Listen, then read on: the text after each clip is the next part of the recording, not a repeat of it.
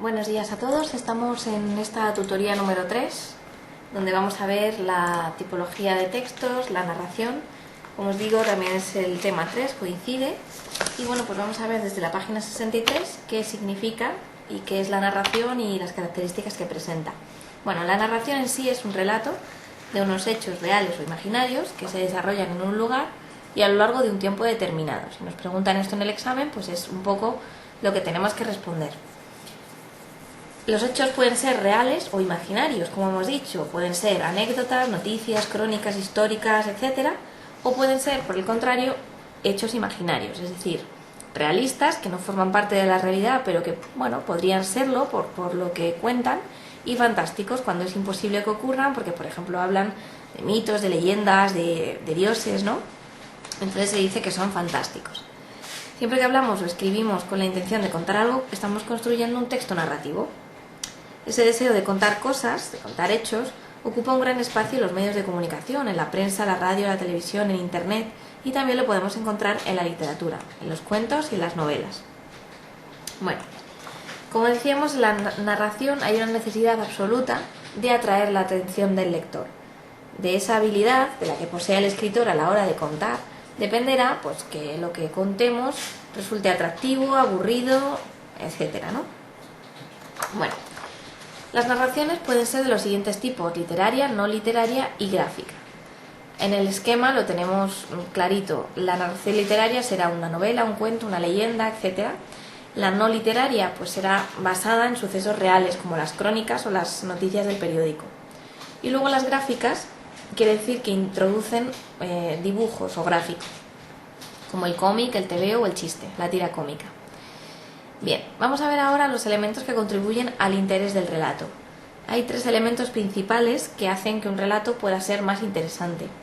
Son el orden, la animación y el lenguaje. Bien, vamos a empezar a ver el orden. El modo natural de contar una historia es narrarla siguiendo un orden temporal, ¿no? Que consiste en contar lo que sucede según se va desarrollando cada suceso, cronológicamente. Bueno, a veces este orden, en muchas novelas o incluso en películas, lo que hacen es alterar el orden y empezar, como se dice, in medias res, o sea, a partir de un hecho que luego retoma los recuerdos del protagonista, luego vuelve al futuro, en fin, que normalmente ese orden lógico y lineal se trastoca para hacer más atractivo el producto al que lo está viendo, ¿no? O al que lo está escuchando. Vale, la animación también es otro de los puntos, o de los elementos que pueden hacer más interesante nuestro relato. La animación quiere decir que el relato ha de ser animado, o sea, que debemos dividir el relato en episodios, en actos o en capítulos para que sea más ágil, que también hay que hacer una descripción breve, pero con muchos detalles sobre los personajes. Los detalles es lo que le dan a las historias un poco la vida, ¿no? Esas descripciones, esa selección de palabras que ayudan a describir pues tanto personajes como ideas, pensamientos, etcétera, o lugares, ¿vale? Bien, ahí hablamos del estilo directo, del indirecto y del indirecto libre, pero no hace falta que los aprendáis de memoria. Bien, el lenguaje del relato es el tercer punto, el tercer elemento que aquí tenemos como marcado como que puede diferenciar un relato de otro y hacerlo más interesante. El lenguaje, bueno, pues es muy importante porque está claro que las historias están hechas de palabras, están hechas de lenguaje. Las palabras que predominan en una narración siempre son los verbos de movimiento, de acción y de lengua. O sea, que si estamos hablando de una descripción, lo que va a predominar será adjetivos, por ejemplo. Pero si estamos hablando de contar historias, lo que tenemos que ver es que haya mucho verbo de movimiento, ¿vale? Porque así el verbo de movimiento lo que indica es acción, y la acción lo que indica es, bueno, pues agilidad en el relato y que no se haga demasiado tedioso para el que lo escucha. Bien, ahora tenemos aquí los elementos de la narración. Estamos en la página 67. En toda narración podemos distinguir 3 elementos principales: el narrador, la acción y los personajes. El narrador es la persona que cuenta la historia. Puede hacerlo en primera persona, en segunda, en tercera, y también puede ser un narrador objetivo o subjetivo, ¿no? Así como directo o indirecto. Todo lo tenéis explicado aquí, no hace falta que lo aprendamos de memoria, pero sí que sepamos, bueno, pues los tipos de narradores que hay. El segundo elemento de la narración, también muy importante, será la acción, que no es otra cosa que los hechos que suceden, los hechos que se cuentan, que se relatan y que transcurren en un tiempo y un espacio determinado. Hay tres formas de ordenar esos hechos, de ordenar la acción. El desarrollo lineal, del que hablábamos antes, o sea, la narración presenta los acontecimientos de principio a fin con un orden cronológico. Por ejemplo, los cuentos tradicionales tienen esta estructura. También tenemos la anticipación, que se caracteriza por adelantar acontecimientos o anunciar cosas que van a ocurrir más tarde. La retrospección es todo lo contrario, se retrocede en el tiempo para contar cosas o hechos anteriores al momento en el que se sitúa la historia, ¿vale? Hablamos aquí de los flashbacks, por ejemplo, que son esas miradas atrás o esos saltos atrás, ¿no? Que tienen tanto las películas como las novelas, las series, en fin, todo lo que incluya narración. El tercer elemento de la narración, junto con el narrador y la acción, son los personajes. Son esos seres que aparecen en la historia y que realizan y reciben las acciones que suceden. Pueden ser reales, ficticios, y no solo tienen que ser personas, también pueden ser animales o incluso objetos personificados, ¿vale? Bueno, los personajes suelen ser o principales o secundarios según el papel que tengan en la narración, o sea, según la importancia que tengan en la historia. Y también, atendiendo un poco a su carácter, pueden ser planos o redondos. Los planos se dice que son los simples porque encarnan las mismas características que un estereotipo, que un arquetipo. En cambio, los redondos son aquellos que, digamos, tienen más complejidad y presentan, características individuales muy concretas. Bueno, de los personajes también hay aspectos que podemos comentar, detalles que les hacen individuales, como su fisonomía, su carácter, su edad, todo lo que tenemos aquí en la página 73, ¿vale? Vamos a seguir avanzando. Veremos ahora la estructura de la narración. Como veis, ya conocemos esta estructura, siempre es la misma: inicio, desarrollo y conclusión. En el inicio, digamos que se establece en la primera parte del relato, se sitúan los hechos en el espacio y el tiempo y se presentan a los personajes, ¿vale? O sea, un poco el marco inicial. El desarrollo, o sea, el nudo, es, un momento en el que el conflicto se genera.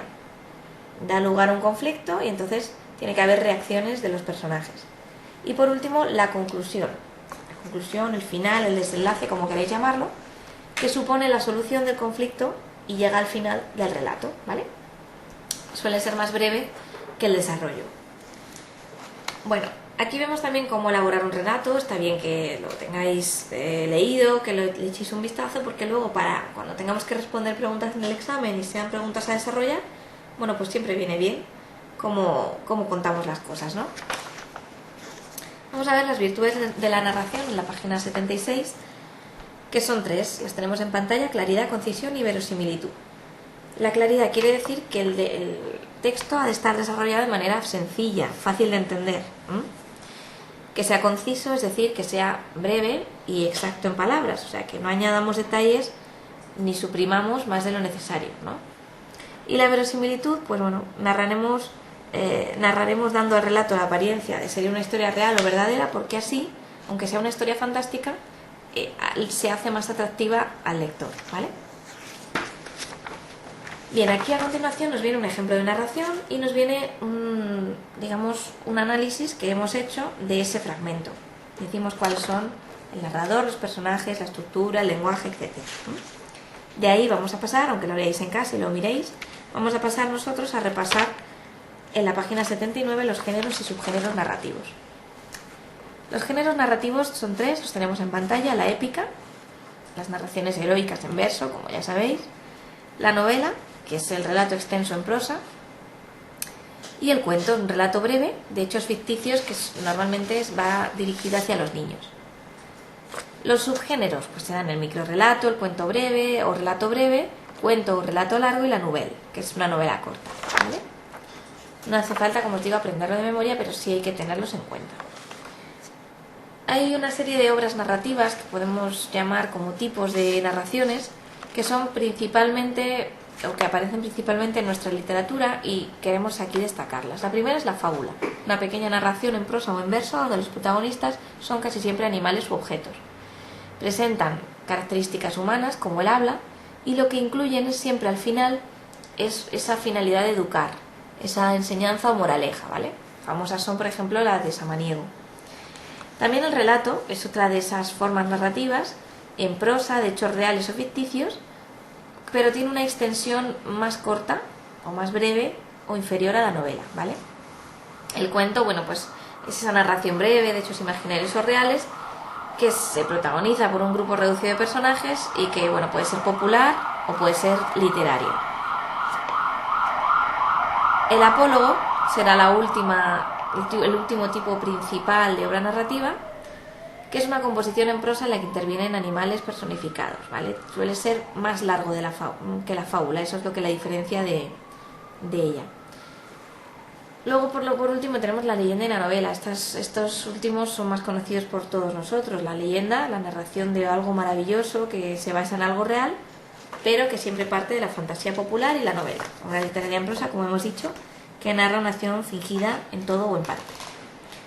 Bien, bueno, pues a partir de aquí ya lo que tenemos, aparte de los ejercicios de autoevaluación, es un análisis de un texto narrativo, porque os damos un poco lo que se debe tener en cuenta o lo que se debe reflejar a la hora de hacer un análisis. Se debe reflejar los datos del autor, las características generales de la obra, el movimiento literario, el género, la estructura, hacer un resumen, señalar los personajes principales, el lugar y el tiempo en el que suceden los hechos, el tipo de narrador, como hablábamos antes, si es primera, segunda o tercera persona, etc. La realidad que presenta el texto y la interpretación personal, o sea, un poco la conclusión final que nosotros aportamos, la opinión, ¿vale? Bueno, esto no hay que aprenderlo, los pasos para un análisis, simplemente leerlos, como os digo, y tenerlos en cuenta si nos ponen un texto novelado, un texto narrativo en el examen, ¿vale? Bueno, pues con esto hemos terminado, espero que os haya resultado de ayuda, y cualquier duda que tengáis, pues no tenéis más que contárnosla.